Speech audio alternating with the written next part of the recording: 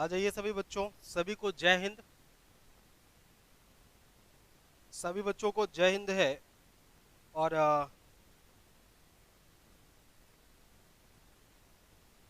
GS practice के तहत हम लोग तैयारी कर रहे हैं, जीएस प्रैक्टिस। और जीएस प्रैक्टिस में कल के प्रश्न को आप सभी लोगों ने देखा होगा। आज एक बार सभी बच्चे आ जाइए।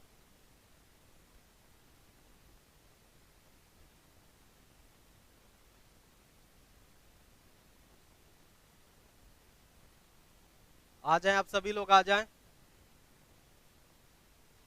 Reena Maurya, good morning. Soni ji, good morning. एक बार आप जो लोग भी जुड़ चुके हैं वो शेयर कर लें।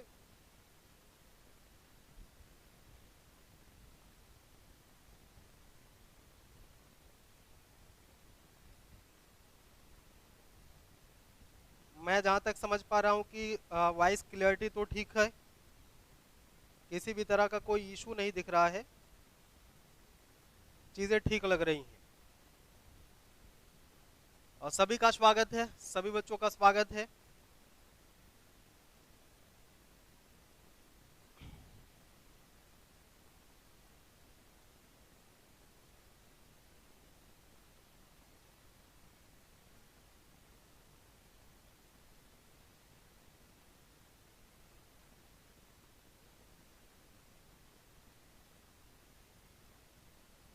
चले आइए, आइए शुरुआत कर लेते हैं, लोग धीरे धीरे जुड़ते रहेंगे। आइए शुरुआत कर लेते हैं। हाँ, अमरदीप भी जुड़ चुके हैं, अमरदीप प्रजापति। सभी को गुड मॉर्निंग है। तो आ जाओ बच्चों, शुरुआत कर लेते हैं हम लोग नए क्वेश्चंस की। कल जो प्रश्न आपको बताए गए थे, एक बार आप उन प्रश्नों का अगर रिवाइज कर लेते हैं तो अच्छा होगा। कल जो लास्ट प्रश्न आपसे किया गया था वो लास्ट प्रश्न था उपराष्ट्रपति महोदय से लेकर के कि उपराष्ट्रपति के बारे में चर्चा कहाँ पे हुई है। तो भारत के संविधान में अनुच्छेद 63 के तहत, आर्टिकल 63 के तहत भारत में उपराष्ट्रपति का प्रावधान किया गया है। सचिन सेठ भी जुड़ चुके हैं, सभी को जय हिंद है। पंकज कुमार, बजरंग पटेल, अमरदीप, रीना मौर्य, सोनी, सभी का स्वागत है, सभी विद्यार्थियों का स्वागत है। कल का लास्ट प्रश्न मैं डिस्कस कर रहा हूं। कल एक लास्ट प्रश्न आपको बताया गया था, जिस एक प्रश्न में ये बोला गया था कि उपराष्ट्रपति अर्थात आर्टिकल 63 के तहत कहा गया है कि भारत में एक उपराष्ट्रपति होगा, ठीक है। और बताया गया था आपको कि वर्तमान में जो भारत के उपराष्ट्रपति हैं वे वेंकैया नायडू हैं, वे एम वेंकैया नायडू हैं। अगर क्रम की बात करें तो ये वैसे तो 13वें क्रम पे हैं, व्यक्ति के रूप में 13वें के क्रम पे हैं, लेकिन अगर क्रमशः बात करें, अगर हम पूरे क्रम की बात करें तो 15वें क्रम पर हैं, ठीक है। भारत में जो वर्तमान उपराष्ट्रपति हैं एम वेंकैया नायडू हैं। वंदना मौर्य भी गुड मॉर्निंग जुड़ चुकी हैं, ठीक है। मतलब आप इतने लोग हो गए कि मैं शुरू हो सकता हूं, देखो भीड़ की आवश्यकता नहीं है। मैं बार बार अपने ऑफलाइन क्लास में कहता हूं कि मुझे 2 लोग भी क्लास में जिंदा मिल जाए, मतलब एक्टिव मिल जाए, जो मेरे बातों को समझें, जो एक्टिव होकर के बैठे रहे, तो उतना ही जरूर है, ठीक है। मैं अकेले ही चला था, लोग जुड़ते गए, कारवा बनता गया। और जब तक आप में कुवत है, जब तक आप में क्षमता है अपने सपनों को साकार करने की, जब तक आप अपने माँ बाप के सपनों को साकार करने के लिए आप में पिघलने की क्षमता है, तब तक मैं कभी अपने आप को अकेला नहीं महसूस कर सकता। और ये आपका उत्तरदायित्व है कि आपको अपने लिए नहीं, अपने माँ बाप के सपनों को पूरा करना है। अपने माँ बाप को सपने को पूरा करने के लिए जो व्यक्ति भी तत्पर होगा, जो व्यक्ति भी कटिबद्ध होगा, मैं सदैव उसके लिए साथ हूं। और जीएस का तो मैं दावा करता हूं कि जीएस को लेकर के आपको कभी भी कहीं भटकने की जरूरत नहीं है, इतनी तैयारी तो जरूर मैं करवा दूंगा कि किसी भी एग्जाम में अगर आप पहुंचते हैं तो जीएस को लेकर के कभी आपको दिक्कत नहीं होगी। ठीक है, जीएस को लेकर के आपको कभी भी कोई भी कंफ्यूजन, कोई भी दिक्कत नहीं होने वाली है। आइए हम लोग शुरुआत करते हैं। हाँ, बीवी गिरी के बारे में चर्चा हुई थी कि मतलब ऐसे राष्ट्रपति रहे हैं, ऐसे उपराष्ट्रपति रहे हैं बीवी गिरी, जो अपना कार्यकाल पूरा होने से पहले ही राष्ट्रपति के पद पर सुशोभित हो जाते हैं। और एक नाम हमने बताया था आपसे, फखरुद्दीन अली अहमद का। फखरुद्दीन अली अहमद 1974 में राष्ट्रपति के पद पर आसीन थे, जो उपराष्ट्रपति कभी नहीं बने थे। बाकी जितने भी नाम आपको दिए गए थे सभी नामों में उपराष्ट्रपति थे, सभी नाम उपराष्ट्रपति थे। Pushpendra Singh good evening, good morning. और रवि गुप्ता गुड मॉर्निंग। सभी बच्चों को गुड मॉर्निंग, सभी बच्चों को गुड मॉर्निंग, सभी प्यारे विद्यार्थियों को गुड मॉर्निंग। और हमने एक नाम लिया था यश राधा कृष्णन का। तो यश राधा कृष्णन भारत के पहले उपराष्ट्रपति थे जो 2 कार्यकाल करते हैं। पहला कार्यकाल 1952 से लेकर के 57 तक रहा, और दूसरा 57 से लेकर के 62 तक रहता है। और एक नाम हमने आपको बताया था कृष्णकांत का, एक नाम हमने आपको बताया था कृष्णकांत।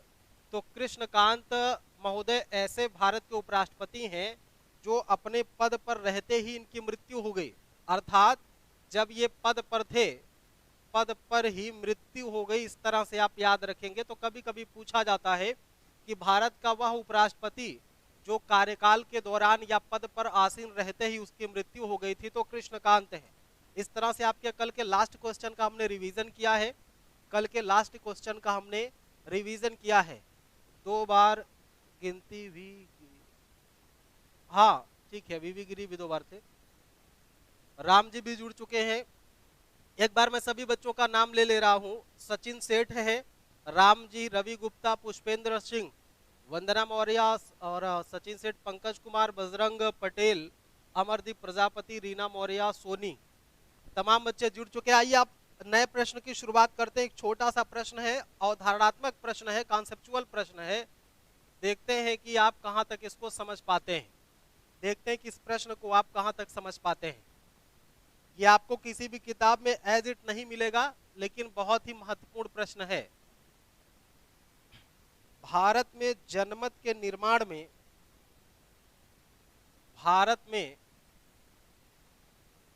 जनमत के निर्माण में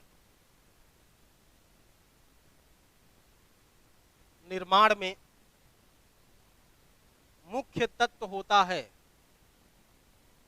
मुख्य तत्व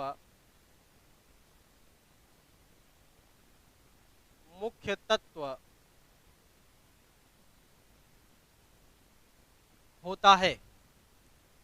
अब ऑप्शन आपके साथ है, देखिए मैं इसीलिए लिख रहा हूं, मैटर में इसीलिए टाइप नहीं करवा रहा हूं कि आप लिखेंगे नहीं, क्योंकि ये पेड बैच के बच्चे हैं जो नोट्स बना रहे हैं, प्रॉपर नोट्स बना रहे हैं। ऐसा नहीं कि आपको देख करके ओरल चले जाना है। अगर आप नियमित तरीके से जुड़ना चाहते हैं तो डेली 9:30 बजे क्लास चली रही है, आप एक बेहतर नोट्स बनाइए और नोट्स बना करके तब तैयारी करिए। सिर्फ आप स्क्रीन के भरोसे मत रहिएगा, सिर्फ आप स्क्रीन के भरोसे ही मत रहिएगा कि आप अपने मोबाइल पे, अपने लैपटॉप पे देख करके ही चीजें सीख जाएंगे। लिखते भी चलिए, इसीलिए मैं लिख रहा हूं, मैं मैटर टाइप नहीं करवा रहा हूं, ठीक है। तो भारत में जनमत निर्माण में मुख्य तत्व की बात कर रहा है। भारत में जनमत निर्माण के मुख्य तत्व कौन से हैं? पहला है परिवार, पहला ऑप्शन आपके सामने परिवार। और दूसरा ऑप्शन है आपके सामने स्वतंत्र प्रेस, स्वतंत्र प्रेस। और तीसरा ऑप्शन आपके सामने है, तीसरा ऑप्शन आपके सामने है न्यायिक निर्णय, न्यायिक निर्णय। और चौथा ऑप्शन है शिक्षा संस्थाएं, शिक्षा संस्थाएं। अब इन 4 ऑप्शन में से कौन सा सही है?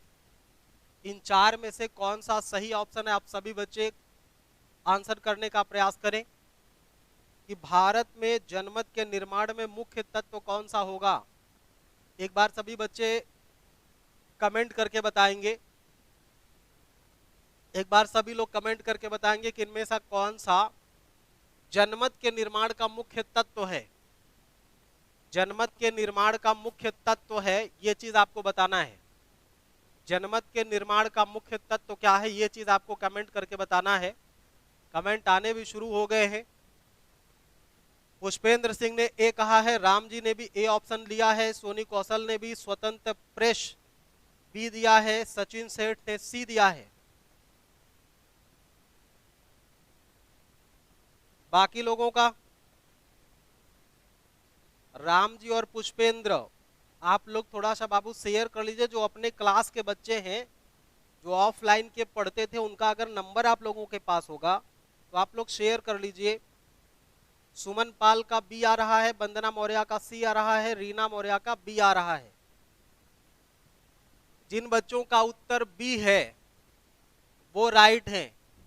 जिन लोगों का उत्तर बी है वो राइट है, क्योंकि स्वतंत्र प्रेस ही जनमत के निर्माण में बहुत गजब की भूमिका निभाता है। और स्वतंत्र प्रेस के बारे में एक विद्वान है जिसका नाम है विल्की, एक विद्वान है जिसका नाम है विल्की, और विल्की महोदय ने स्वतंत्र प्रेस को लोकतंत्र की रीढ़ कहा है। लोकतंत्र की रीढ़ कहा है।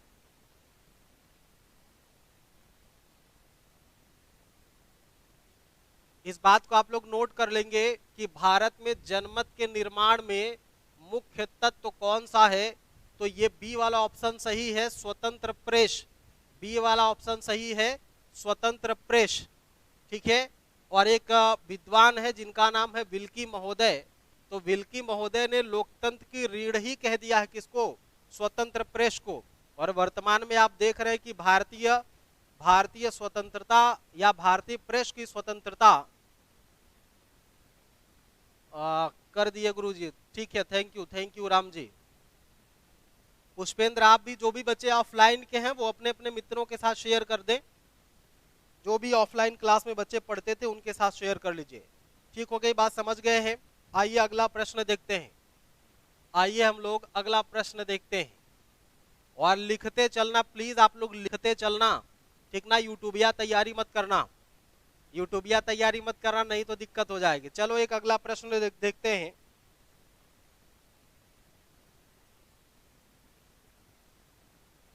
प्रतिध्वनिक गंभीरता यंत्र, गंभीरता यंत्र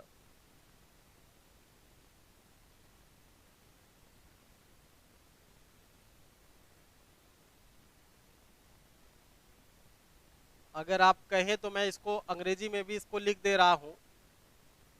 सोनार अधिकांशतः प्रयोग में लाया जाता है, अधिकांशतः प्रयोग में लाया जाता है। आप लोग भी साथ साथ लिखते चलिए, एकदम आलसी मत बनिए, एकदम आलसी मत बनिए। आप लोग भी साथ साथ लिखते चलिए, बिल्कुल आप लोग भी साथ साथ लिखते चलिए, बिल्कुल आप लोग साथ साथ लिखते चलिए। आइए, पहला ऑप्शन है इसमें अंतरिक्ष यात्रियों द्वारा, अंतरिक्ष यात्रियों द्वारा। दूसरा ऑप्शन है इसमें डॉक्टरों द्वारा, दूसरा ऑप्शन है डॉक्टरों द्वारा, और तीसरा ऑप्शन है इंजीनियरों द्वारा, इंजीनियरों द्वारा। ये प्रश्न रिपीटेड है, ये प्रश्न पूछा गया है।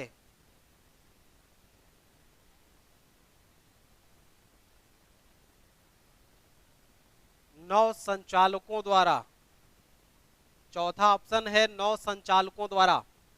अब आप लोग फिर से अपना अपना कमेंट करके बताएं कि कौन सा उत्तर इसमें सही है, कौन सा उत्तर इसमें सही है। प्रतिध्वनिक गंभीरता यंत्र अर्थात सोनार अधिकांशतः प्रयोग में लाया जाता है अंतरिक्ष यात्रियों द्वारा, डॉक्टरों द्वारा, इंजीनियरों द्वारा या नौ संचालकों के द्वारा, पुष्पेंद्र भी कर दिए शेयर, थैंक यू। सचिन का डी है, सोनी कौशल का डी है, राम जी का डी ऑप्शन, पुष्पेंद्र का भी डी आ गया। पुष्पेंद्र और राम जी आप लोग पढ़े हैं, इसको हम पढ़ाए हैं। रीना मौर्य का डी, वंदना मौर्य का डी। चलिए सभी बच्चे, लगभग बहुमत जो है, बहुमत लगभग डी में जा रहा है, तो मैं बहुओं के खिलाफ नहीं हूं, ठीक है, मैं बहुओं के मत का समर्थन करता हूं। तो आप लोग बहुमत में हैं, इसलिए आपकी बातें हम भी मान ले रहे हैं, हम भी मान ले रहे हैं। सुमन पटेल का डी है, अंकुर यादव का डी है, अमरदीप का भी डी है। चलिए समझ गए सभी बच्चे हैं, लेकिन एक चीज इसको समझ लीजिएगा कि जैसे हम क्यों कह सकते हैं, हाँ डी वाला ऑप्शन सही है, ये बात ध्यान दीजिएगा, इसमें डी वाला ऑप्शन सही है, लेकिन क्यों सही इस बात को भी ध्यान देना। जैसे अगर हम ये मान लेते हैं, अगर हम ये मान लीजिए कि ये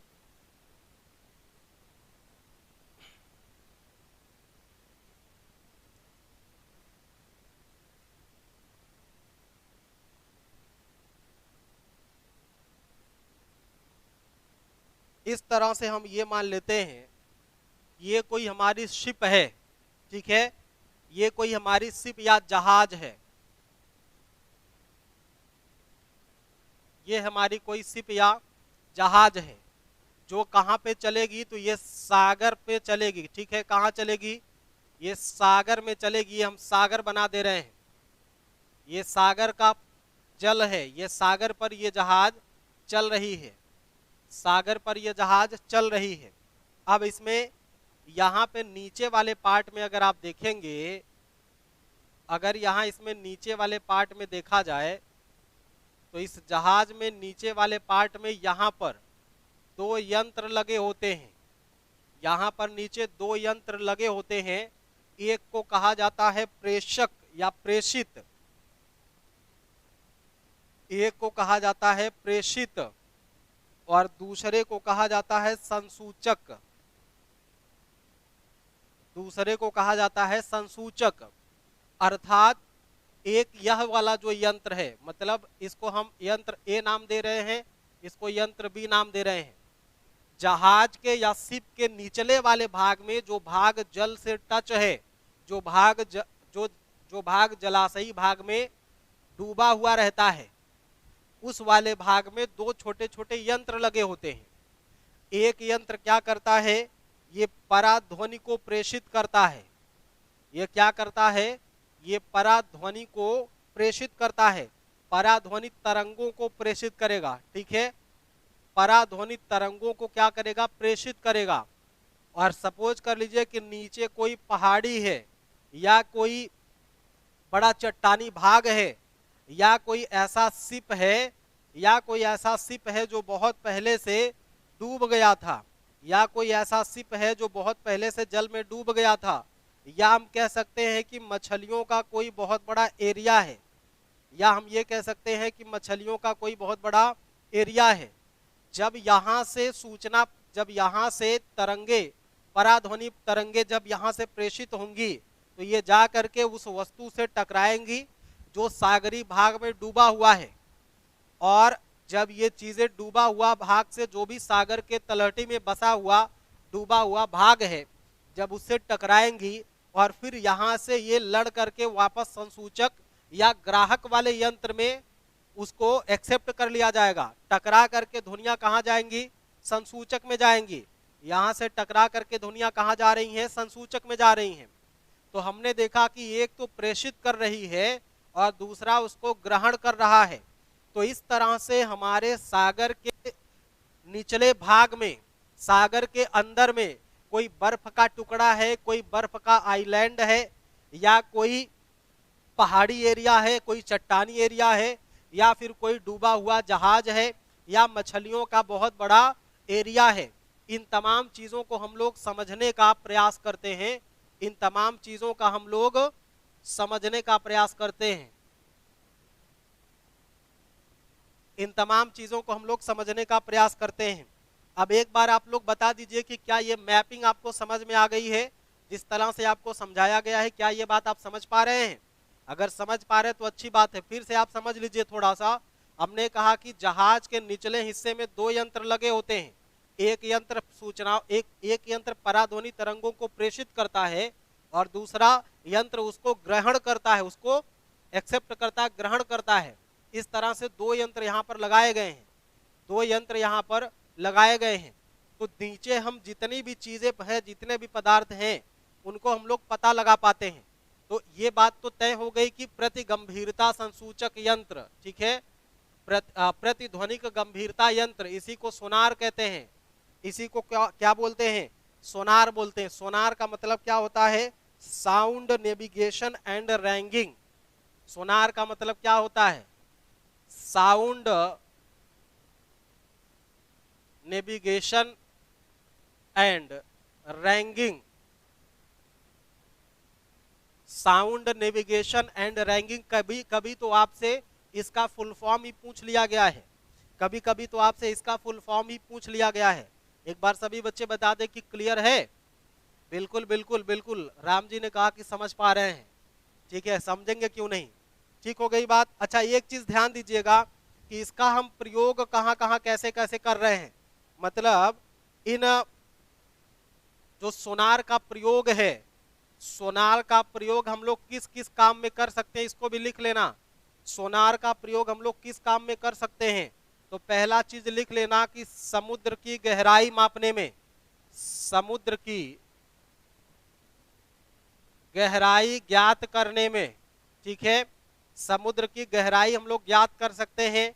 और दूसरा इससे क्या कह सकते हैं कि अगर कोई मत्स्य क्षेत्र है, मतलब कोई मछली के उत्पादन का क्षेत्र है, उसका भी जानकारी करने के लिए हम लोग क्या करते हैं? सोनार का इस्तेमाल करते हैं। अब जल में स्थित कोई चट्टान है, जल में स्थित कोई चट्टान है, जल में स्थित कोई पहाड़ी है, या जल में डूबा कोई जहाज है, जल में डूबा कोई जहाज है, इन तमाम चीजों का पता लगाने के लिए हम लोग, तमाम चीजों का पता लगाने के लिए हम लोग इस्तेमाल कर सकते हैं किसका? सोनार का। ठीक है। अब इसी के साथ साथ जैसे हमने कहा कि मान लो कि कोई जहाज डूब गई है, ठीक है, यहाँ पे देखो जहाज है, कोई जहाज डूब गई है तो जहाज का पता लगाएंगे। मान लो कि कोई पनडुब्बी डूब गई है, पनडुब्बी, ठीक है, तो पनडुब्बी का भी पता लगाएंगे हम लोग। इससे पनडुब्बी का भी हम लोग पता लगा लेते हैं।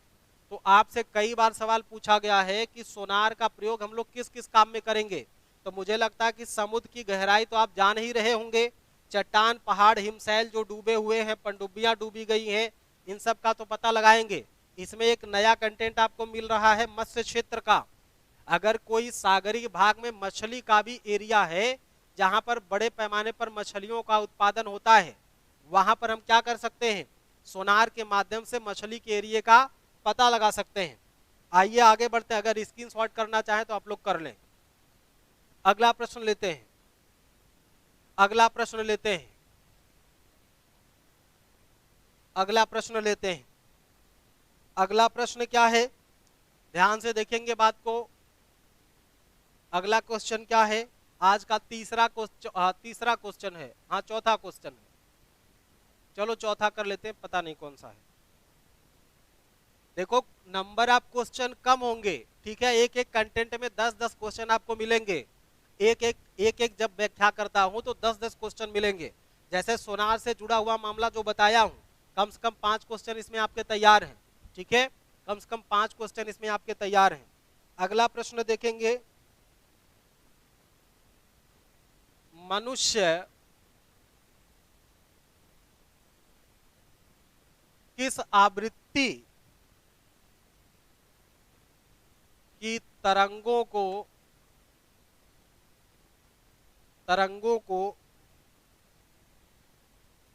सुन सकता है, सुन सकता है? अब इसमें से देखेंगे ऑप्शन एक, अब इसमें से देखेंगे ऑप्शन पहला है 20 हर्ट्ज से कम, 20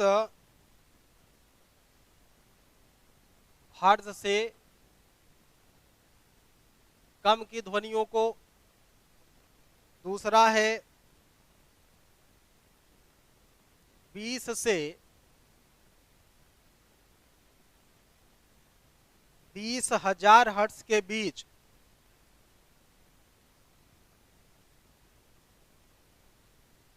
बीस से 20,000 हर्ट्ज के बीच, और तीसरा है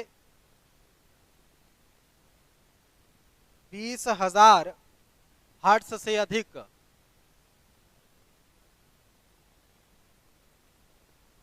20,000 हर्ट्ज से अधिक, और चौथा है उपरोक्त सभी। राम जी का उत्तर आ गया 20 से 20,000, सचिन सेठ का भी है 20 से 20,000, सोनी का भी आ गया है। और विद्यार्थियों का क्या लग रहा है, बाकियों का क्या लग रहा है, क्या हो सकता है? जल्दी जल्दी आप लोग अपना अपना आंसर करें भाई। पुष्पेंद्र सिंह का बी हो गया, AK श्रीवास्तव भी आ चुके हैं, आंसर नंबर बी ठीक है। वंदना का बी, सभी बच्चे बी के साथ जा रहे हैं, मतलब बहुमत हमारा बी है, ठीक है। बहुओं का मत क्या है भाई? बहु, अरे बहु का मतलब बहु नहीं है। वो लड़का कह रहा था कि हम लोग बहु नहीं है, हा हा हा हा। आप लोग बहु नहीं, हमें पता आप लोग वर हैं, ठीक है। आप लोग वधु नहीं वर हैं। आगे बढ़ो। क्या बोला कि 20 हर्ट्ज से कम। अब 20 हर्ट्ज से कम अगर है तो इसे हम लोग क्या कहते हैं? ये अवश्रव्य तरंगे कहलाती हैं। कैसी तरंगे कहलाती हैं? अवश्रव्य तरंगे। कैसी तरंगे भाई? ये अवश्रव्य तरंगे हैं। ये कैसी तरंगे हैं? तो ये अवश्रव्य तरंगे हैं, अवश्रव्य तरंगे हैं। और इन तरंगों को हम लोग कहाँ कहाँ महसूस कर सकते हैं? जैसे जो हमारा हृदय का धड़कन है, हमारे हृदय की धड़कन, हमारे हृदय की धड़कन, मैं बन जाऊं प्यार तुम्हारा तुम मेरी धड़कन बन जाओ। सुने हो कि नहीं सुने हो? मैं बन जाऊं प्यार तुम्हारा तुम दिल की धड़कन बन जाओ। हृदय की धड़कन, अच्छा आकांक्षा है, हाँ ठीक है। क्या हो गया? हृदय की धड़कन, मैं बन जाऊं प्यार तुम्हारा तुम दिल की धड़कन बन जाओ। अवश्रव्य तरंगे, अवश्रव्य तरंगे का मतलब होता है जिसे हम अपने इस वाले कान से नहीं सुन पाते हैं।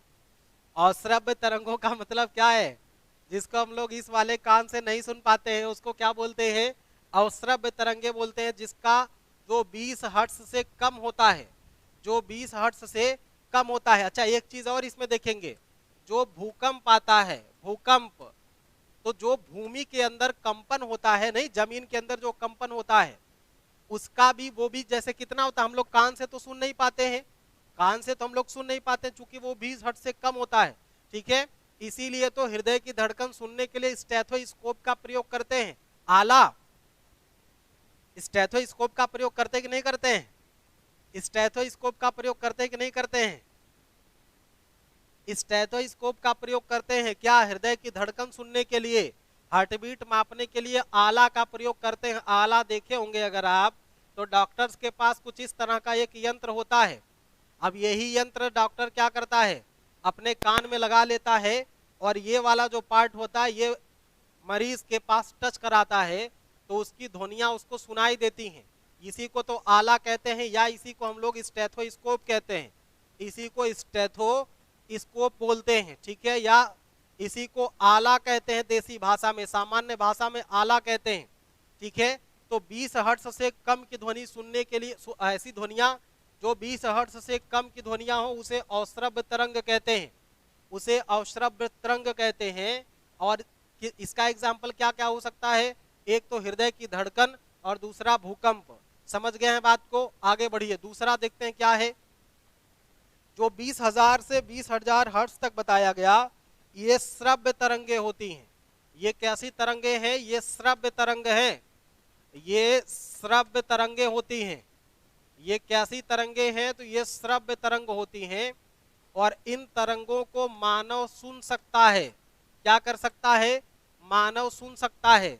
और ये जो 20,000 हर्ट्ज से ऊपर है, ठीक है, 20,000 हर्ट्ज से ऊपर होता है, इसे मनुष्य नहीं सुन सकता। लेकिन इसको मनुष्य नहीं सुन सकता, लेकिन कौन सुनेगा इसको? इसको सुनेगा जैसे कुत्ता सुन सकता है, इसको जैसे बिल्ली सुन सकती है, इसको कुत्ता अथवा बिल्ली सुन सकते हैं। डॉल्फिन मछली होती है, डॉल्फिन, डॉल्फिन मछली का नाम सुने हैं, तो डॉल्फिन भी इसको सुन सकती है। और तो और चिड़िया भी इस ध्वनि को सुनती है, और तो और चिड़िया भी इस ध्वनि को सुन लेती हैं। अब आपसे पूछेगा कि ऐसी ध्वनियां जो 20,000 से ज्यादा होती हैं, 20,000 हर्ट्ज से अधिक होती हैं, उसको कौन सुन सकता है? कुत्ता सुन लेगा, बिल्ली सुन लेगी, डॉल्फिन मतलब पशु पक्षी और कुछ ऐसे जलीय जीव जो जैसे डॉल्फिन का नाम आया, ये लोग इसको सुन लेंगे। तो सभी वाला तो उत्तर गलत ही है, इसमें बी वाला उत्तर सही हो जाएगा। इसमें बी वाला उत्तर सही हो जाएगा कि जिसको हम कह सकते हैं कि मनुष्य की आवृत्ति, मनुष्य किस आवृत्ति तक के तरंगों को सुन सकता है, तो बी वाला ऑप्शन इसका सही है। आगे बढ़ा जाए, बी वाला ऑप्शन इसका सही है। आगे बढ़ते हैं, आगे बढ़ते हैं। एक प्रश्न आपके विज्ञान से है, देखते हैं कि आप कौन लोग कर पाते हैं इस विज्ञान के प्रश्न को, कौन व्यक्ति विज्ञान के प्रश्न को कर सकता है। निम्न में से बिजली का सबसे उत्तम चालक कौन सा है? निम्न में से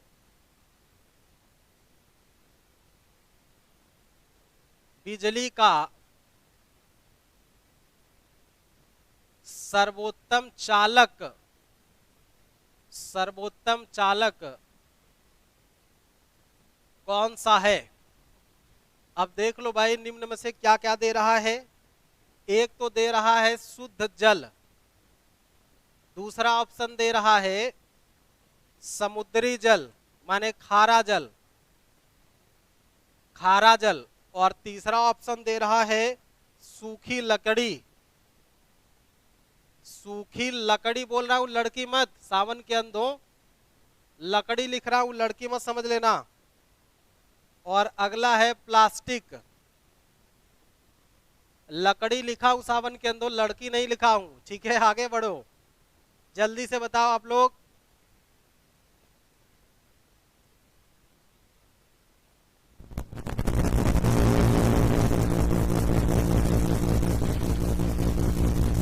हाँ, चमगादड़ भी सुनती, राम जी सही कह रहे, चमगादड़ भी सुनती है, चमगादड़ भी सुनती है।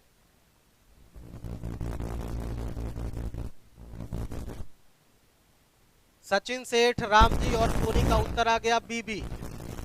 ये लोग बी के साथ जा रहे हैं। बाकी लोग, कुल बच्चे 9 लोग हमारे पास लाइव हैं अभी कनकरेंट में, और 9 लोगों में से कितने लोग ऐसे हैं जो इसका उत्तर दे रहे हैं ठीक ठाक? अभी 3 उत्तर आया, जल्दी से आप लोग भी उत्तर करिए जो लोग हैं। पुष्पेंद्र का ए आ गया, पुष्पेंद्र का ए आ गया। चलो, हमें समझ गया कि बहुमत अभी ठीक ठाक बन ना पाई है।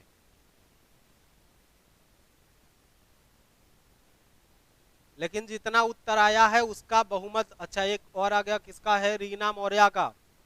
रीना मौर्य ये है, बाकी कुछ लोग बी हैं, राम जी वगैरह, राम जी सोनी सब बी बता रहे हैं। तो बी वाला उत्तर इसका सही है, समुद्री जल अर्थात खारा जल।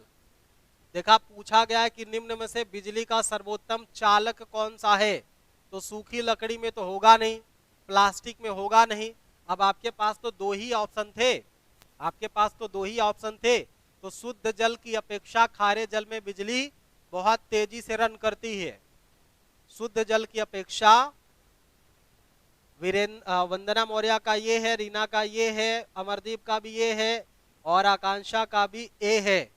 आप सभी के उत्तर गलत हैं, जो लोग बी लगाए हैं उनका सही है, जो लोग बी किए हैं उनका सही। आ जाओ अगला प्रश्न। मत्स्य पालन के लिए अनुकूल परिस्थितियां नहीं हैं। प्रश्न है मत्स्य पालन, मछली पालन से जुड़ा हुआ मैटर है। मत्स्य पालन के लिए अनुकूल परिस्थितियां नहीं हैं। अनुकूल परिस्थितियां नहीं हैं। प्रश्न आप लोग समझ पा रहे हैं? मछली पालन के लिए पूछा जा रहा है, मछली पालन के लिए पूछा जा रहा है कि अनुकूल परिस्थितियां नहीं है मत्स्य पालन के लिए। ठीक हो गई बात। ऑप्शन देख लेते हैं। ऑप्शन क्या रहा है? पादप प्लैंकटन की प्रचुरता, पादप प्लैंकटन की प्रचुरता। दूसरा ऑप्शन देखेंगे, ठंडी व गर्म जलधाराओं का संगम, ठंडी व गर्म जलधाराओं का संगम। और सी ऑप्शन है प्रशीतन अवस्था एवं प्रशीतन अवस्था एवं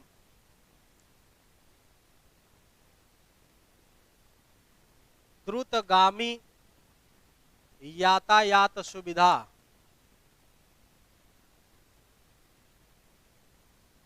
यातायात सुविधा।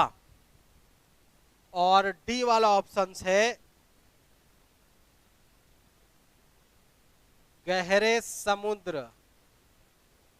अब आप सभी बच्चे फिर से आंसर करेंगे इसमें, सभी बच्चे आंसर करेंगे इसमें।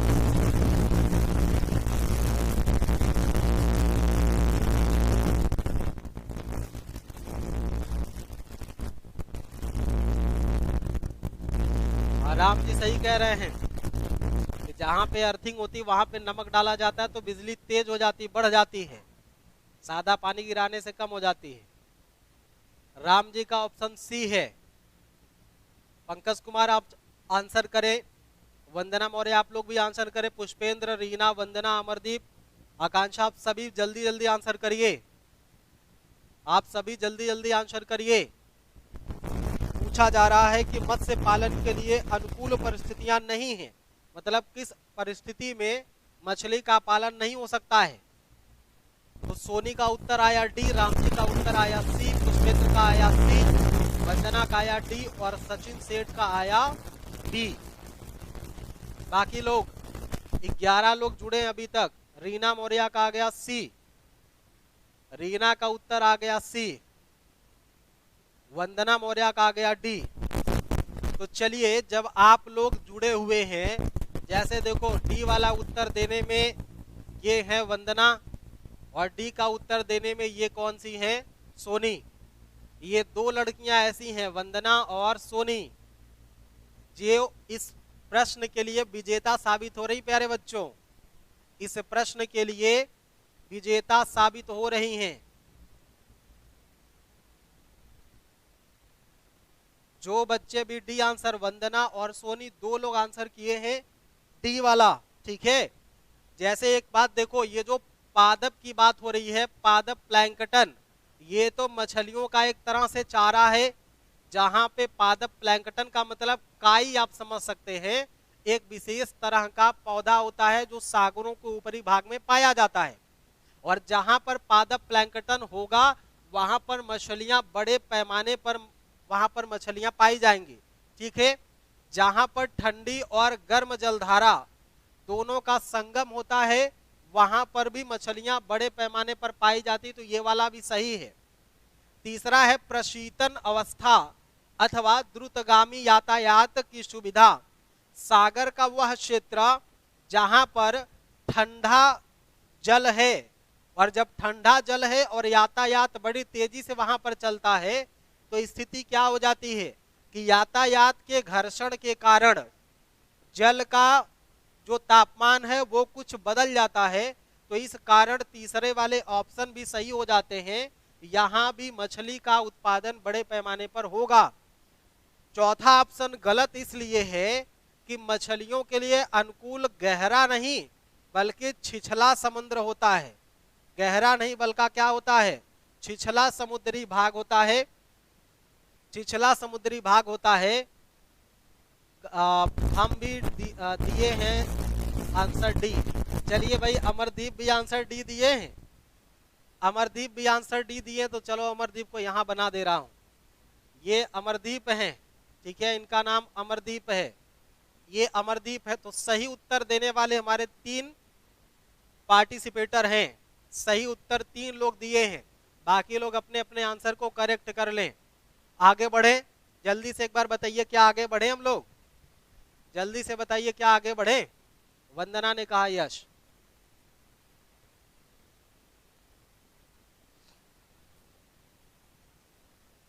चलिए आगे बढ़ते हैं नेक्स्ट पर। अच्छा, एक बात थोड़ा सा समझ लेना, मछलियों से जुड़ा हुआ मुद्दा है, तो मछलियां कहाँ कहाँ पे क्या है, मछलियों से जुड़ा हुआ कुछ वन लाइनर पॉइंट अगर आप चाहें तो समझ लीजिए, ठीक है। अगर हम मत्स्य क्षेत्र की बात करें, ठीक है, मत्स्य क्षेत्र की बात करें जहां पर, या मत्स्य ग्रहण क्षेत्र, मत्स्य ग्रहण क्षेत्र की अगर हम लोग बात करें तो पूरी पृथ्वी जो हमारी है, जैसे ये हमारी पृथ्वी है और यहाँ से 0 डिग्री जा रहा है, 0 डिग्री, और यहाँ पे और उत्तर और दक्षिण दोनों साइड हम देखेंगे कि जो हमारा अक्षांश है, मतलब कि यहाँ से 40 से 60 डिग्री, कहाँ से 40 से लेकर के 40 अक्षांश से लेकर के 60 अक्षांश तक, ये मत्स्य उत्पादन के लिए सबसे बेहतर, मत्स्य ग्रहण का सबसे अच्छा क्षेत्र क्या होगा, किस अक्षांशीय विस्तार तक। अगर आपसे पूछे, अगर आपसे पूछे कि किस अक्षांशीय विस्तार तक मत्स्य ग्रहण का क्षेत्र पाया जाएगा, तो 40 से लेकर के 40 अक्षांश, 40 डिग्री से लेकर के 60 डिग्री तक, उत्तर में, नॉर्थ में और साउथ में 40 से लेकर के 60 तक, 40 से लेकर के 60 तक, 40 से लेकर के 60 अक्षांशों के मध्य मछली या मत्स्य ग्रहण क्षेत्र बड़े पैमाने पर पाया जाएगा, ठीक है। इन्हीं अक्षांशों के बीच, 40 और 60 अक्षांशों के बीच, 40 और 60 अक्षांशों के मध्य मत्स्य ग्रहण क्षेत्र पाया जाएगा। बहुत इंपॉर्टेंट है प्यारे विद्यार्थियों, इसको जरूर आप लोग नोट कर लेंगे, बहुत जबरदस्त है, इसको जरूर आप लोग नोट कर लेंगे, ठीक है। एक बात इसमें और देख लेंगे कि जहां पर ठंडी गर्म जलधारा वहां तो हो ही रहा है, कुछ 5 क्षेत्र होते हैं, जैसे प्रशांत महासागरीय का क्षेत्र है, तो महासागर जहां जहां पर मिलेंगे या गर्म ठंडी जलधारा जहां पर मिलेगी वहां पर मछली का उत्पादन होगा, ठीक है। तो अभी एक चीज आप याद रखेंगे कि 40 से लेकर के 60 अक्षांशों के बीच का जो एरिया होगा, चाहे वो नॉर्थ पोल हो, चाहे वो साउथ माने उत्तरी गोलार्ध हो, चाहे दक्षिणी गोलार्ध हो, चाहे वो नॉर्थ हेमिस्फीयर हो, चाहे वो साउथ हेमिस्फीयर हो, इन दोनों अक्षांशों के बीच, इन दोनों अक्षांशों के बीच मत्स्य का बड़े पैमाने पर पालन होगा। आइए हम लोग अगला प्रश्न देखते हैं, आइए हम लोग अगला प्रश्न देखते हैं।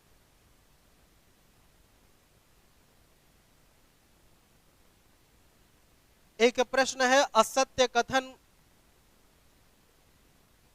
क्वेश्चन है, आपको असत्य कथन छांटना है, असत्य कथन है। आपसे प्रश्न पूछा जा रहा है कि कौन सा इसमें से असत्य कथन है, कौन सा इसमें से असत्य कथन है। अब असत्य कथन में देख लेंगे, पहला कथन क्या कह रहा है, पहला कथन ये है, कान पर ध्वनि का प्रभाव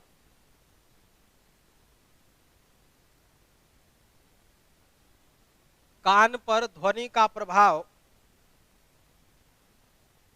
1/10 सेकेंड तक रहता है, तक रहता है। दूसरा वाला क्या है, ताप बढ़ने से, ताप बढ़ने से ध्वनि वेग बढ़ जाता है, ध्वनि वेग बढ़ जाता है। सी वाला ऑप्शन है वायु की आर्द्रता बढ़ने से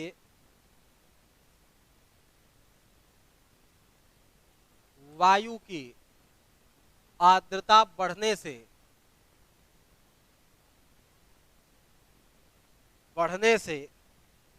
ध्वनि का वेग बढ़ जाता है। ध्वनि का वेग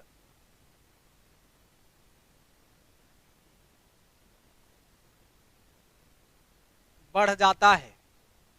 ऑप्शन डी है। एक बार सभी बच्चे शेयर भी कर लीजिए, एक बार सभी बच्चे शेयर भी कर लीजिए।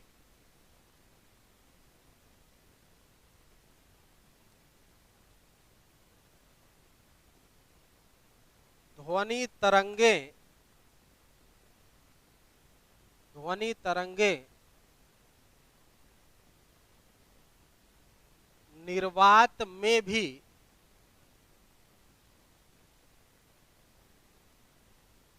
चल सकती हैं। अब इनमें से आपको बताना कि कौन सा उत्तर सही है। बहुत अच्छा पढ़ा रहे हैं, सोनी ने कहा कि बहुत अच्छा पढ़ा रहे हैं। आप सभी का धन्यवाद है, जिसको भी लग रहा है कि हम अच्छा पढ़ा रहे हैं। चले आंसर करें, आप सभी बच्चे आंसर करें। राम जी ने डी ऑप्शन दे दिया, राम जी ने डी ऑप्शन दे दिया। बाकी हमारे लाल लाली क्या कर रहे हैं भाई? बाकी हमारे लाल लाली भी जल्दी से आंसर करें। बाकी लाल लाली भी आंसर करें। बाकी हमारे मुन्ना मुन्नी भी आंसर करें। अभी तक एक उत्तर आया है राम जी का, ये राम जी का उत्तर आ गया डी भाई, राम जी का उत्तर आ गया डी। सोनी का भी डी आ गया।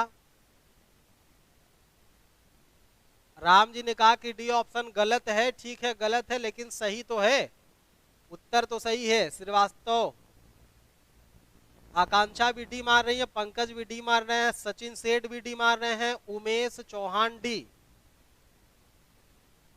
उमेश चौहान डी।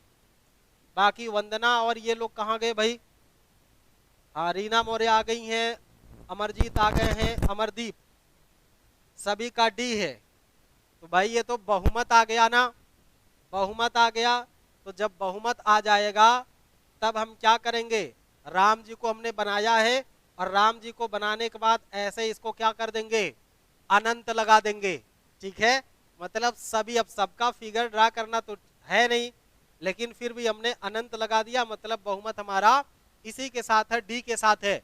तो सही कहा आप लोगों ने, बहुत ही प्यारा आंसर किया आप सभी ने, आप सभी का बहुत ही गुड आंसर रहा, बहुत ही प्यारा आंसर रहा। देखो भाई सॉरी, कान पर ध्वनि का प्रभाव, कान पर ध्वनि का प्रभाव 1/10 सेकंड तक रहता है। जैसे मैं जो भी बात बोल रहा हूं 1/10 सेकंड तक रह रहा है। ठीक है, जैसे जैसे, इसका मतलब ये कथन सत्य है। दूसरा कथन क्या है? ताप बढ़ने से ध्वनि वेग बढ़ जाता है, ताप बढ़ने से ध्वनि वेग बढ़ जाता है।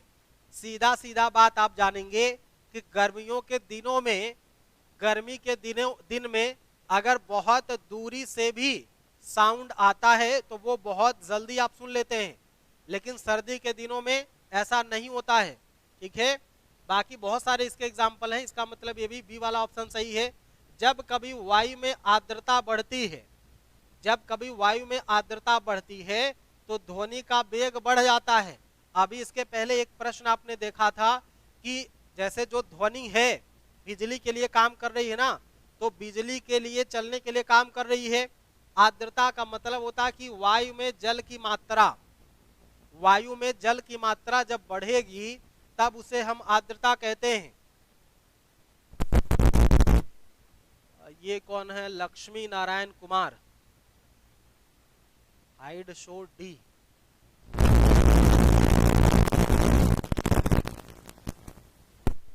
चलें, क्या हो जाएगा? आर्द्रता बढ़ेगी, अगर आर्द्रता बढ़ेगी तो ध्वनि का वेग भी बढ़ जाएगा। यह कथन भी सही है। सब देखो एक एक प्रश्न है, मैं चाहता तो इसी को प्रश्न बना लेता, 4 प्रश्न आपके साथ हो जाते। ठीक है, नंबर आप क्वेश्चन अगर बढ़ाना होता, जैसे आपको जो स्टैटिक जीके का बुखार चढ़ा है उसमें क्या है, कान पर ध्वनि का प्रभाव कितना रहता है, 1/10 लिख देता, 1/5 लिख देता, 1/3 लिख देता, 1/15 लिख देता। तो एक प्रश्न आपका ये हो जाता गिनती बढ़ाने के लिए। अब इसको भी एक तरह से मैं बना लेता तो 4 क्वेश्चन आपके बन जाते, लेकिन मैंने नंबर ऑफ क्वेश्चन कम किया है, कंटेंट ऑफ नंबर ज्यादा किया है। कंटेंट आपको बड़ी मात्रा में मिले, स्मूथली चीजें आपको समझ में आए, ठीक है। सपने तभी तो पूरे होंगे भाई, सपने तभी तो पूरे होंगे। देखो, तो पहला वाला ऑप्शन सही हो गया, दूसरा भी सही है, तीसरा भी सही है। कह रहा है कि ध्वनि तरंगे निर्वात में भी चल सकती हैं। अरे भैया बेवकूफ समझे हो क्या हमको? ध्वनि तरंगों को चलने के लिए माध्यम की जरूरत पड़ती है। बिना माध्यम के ध्वनि की तरंगे नहीं चल सकती है। बिना माध्यम में ध्वनि की तरंगे नहीं चल सकती है। कुछ ना कुछ माध्यम चाहिए, चाहे तो गैस मिल जाए, पानी मिल जाए, कोई कोई ऐसा मतलब धातु मिल जाए, तब ध्वनि की तरंगे जा सकती हैं। जैसे हमारा देखो ये ईयरफोन है, ईयरफोन हमारा है, ये भी देखो ध्वनि की तरंगों को आप तक पहुंचा रहा है, किसी माध्यम से तो पहुंचा रहा है ना। बिना इसके मैं यहां से बोलता तो आपको ना पहुंच पाता शायद, इसलिए डी वाला ऑप्शन सही हो गया। बी करेक्ट है, पर क्वेश्चन पूछने के अनुसार गलत है। क्वेश्चन पूछने के अनुसार गलत नहीं है बालक, क्वेश्चन की प्रकृति इसी तरह से पूछी जाती है कि असत्य कथन है। अब इनमें से असत्य कथन डी है, ठीक है, असत्य कथन डी है। चलो आगे बढ़ो, अगला प्रश्न लेते हैं। गलत कथन का चुनाव करना है, फिर से आपको गलत चुना है, गलत चुने, आपको गलत चुनना है। अब गलत कौन सा, इस बात को देखें। विद्युत बल्ब का तंतु टंगस्टन का बना होता है। पहला, विद्युत बल्ब का तंतु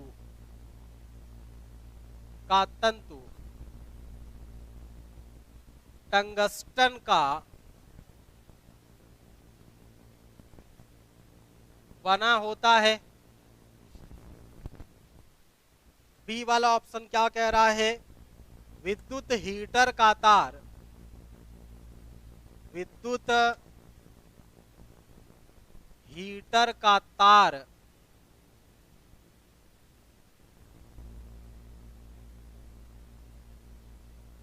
नाइक्रोम का बना होता है। नाइक्रोम का होता है। सी वाला ऑप्शन, फ्यूज का तार, फ्यूज का तार सीसा प्लस टीन का बना होता है।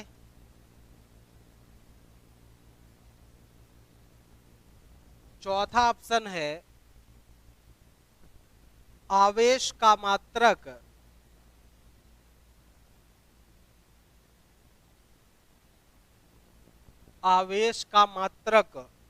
एम्पियर तथा विद्युत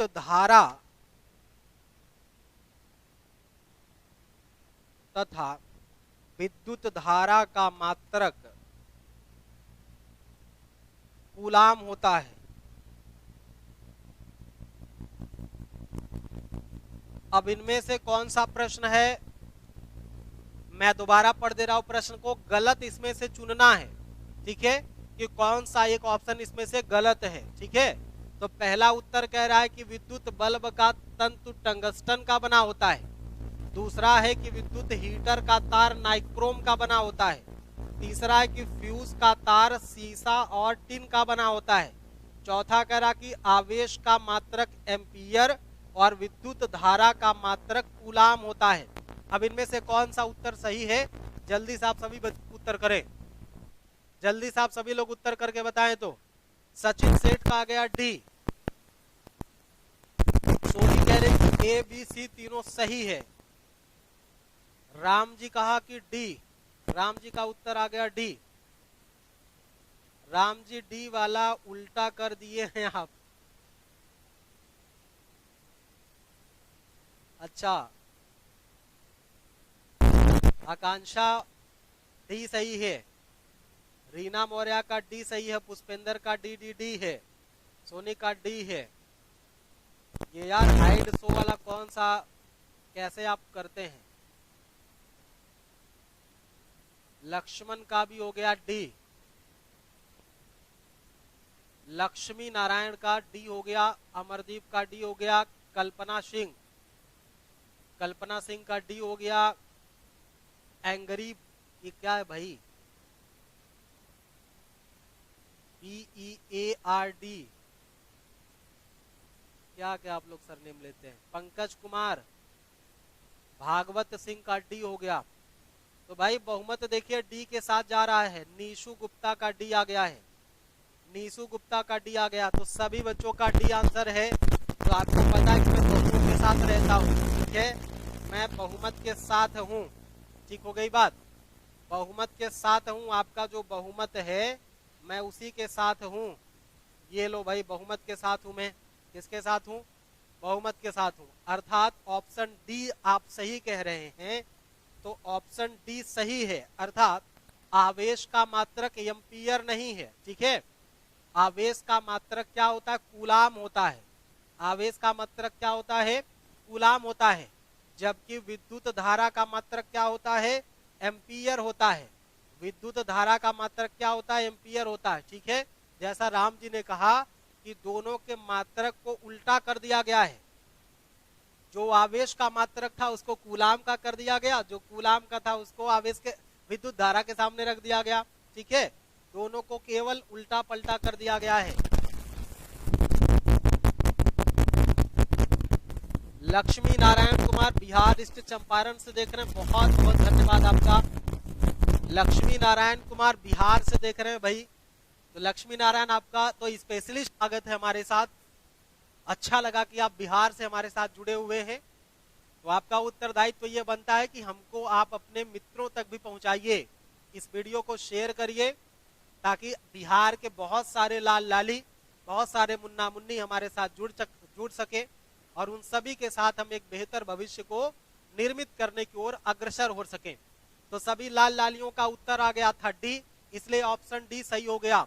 सभी लाल लालियों का उत्तर आ गया था डी, इसलिए उत्तर सही हो गया।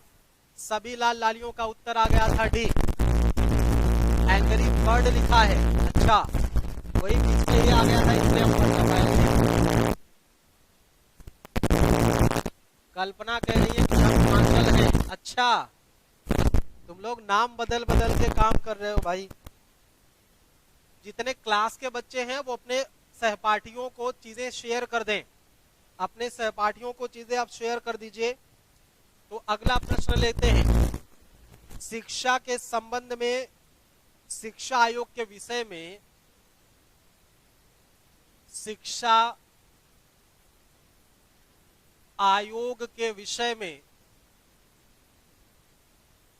में कौन सही नहीं है, कौन सही नहीं है, इस पर आप फोकस करेंगे। चलो पहला ऑप्शन लेते हैं, मैकाले का शिक्षा पत्र। मैकाले शिक्षा पत्र और इसके सामने लिखा है 1936। दूसरा है वुड का घोषणा पत्र, वुड का घोषणा पत्र, और ये है 1854 इसके सामने। तीसरा ऑप्शन है हंटर कमीशन, तीसरा ऑप्शन है हंटर कमीशन और इसके सामने है 1882। चौथा ऑप्शन जो डी के रूप में दिया है वो है हर्टोंग समिति, हर्टोंग समिति, और इसको दे दिया गया है 1929। जल्दी से मेरे प्यारे विद्यार्थियों आप लोग आंसर करेंगे, जल्दी से आप सभी आंसर करेंगे, जल्दी से आप सभी आंसर करेंगे।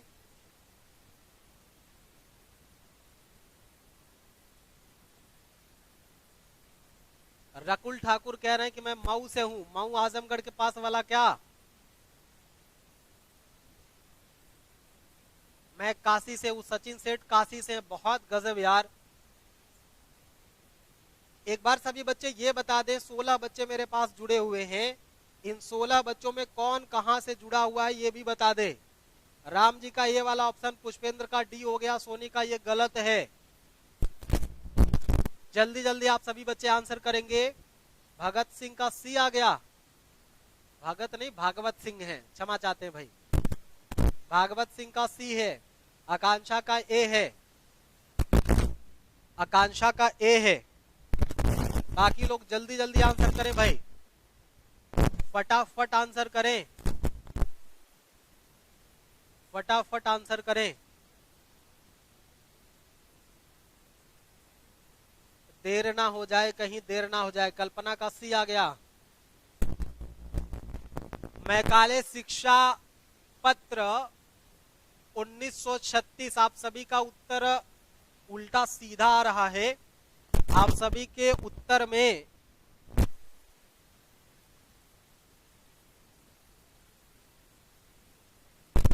अच्छा अच्छा, अंबेडकर नगर से पंकज कुमार हैं।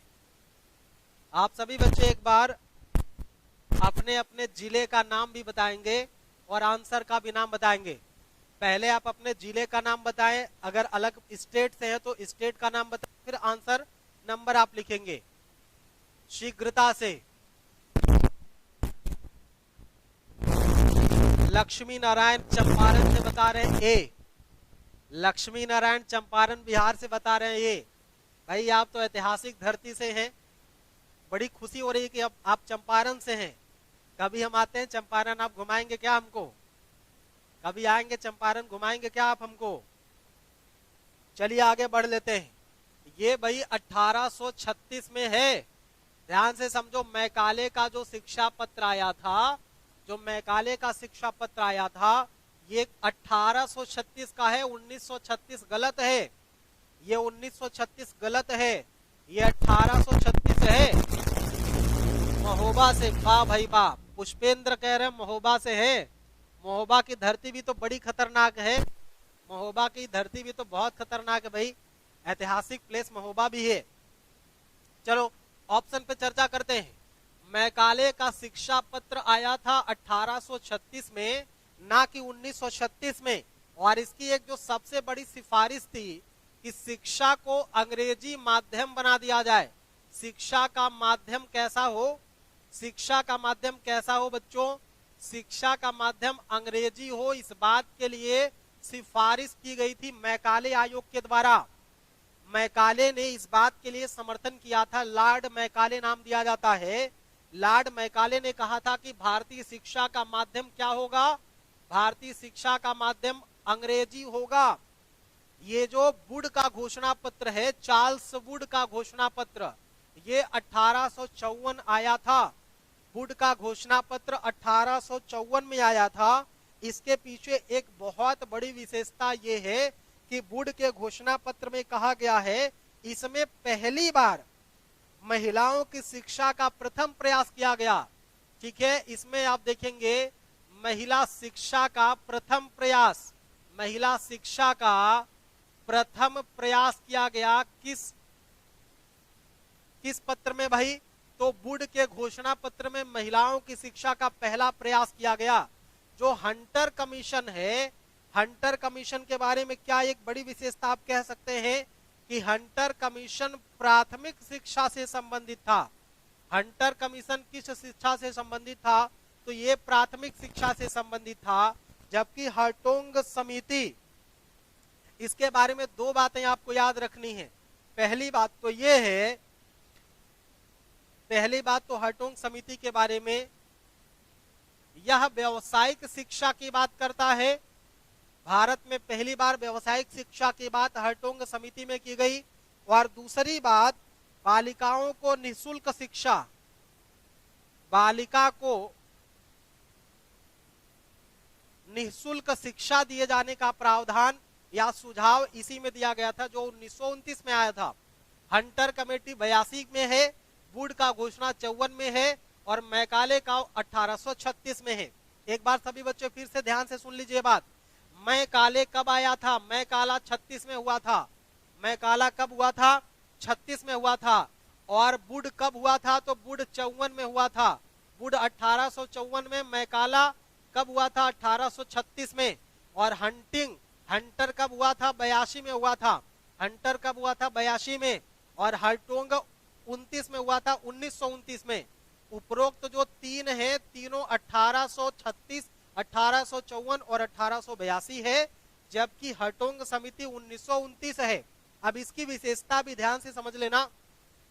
पूछेगा कि किस एक निम्नलिखित में से किस एक कमीशन ने शिक्षा के माध्यम अंग्रेजी बनाने पर जोर दिया था? शिक्षा का माध्यम अंग्रेजी बनाने पर जोर दिया था। उत्तराखंड से है, शांतिपुरम से कौन है? शांतिपुरम से कल्पना है, मन्याचल है।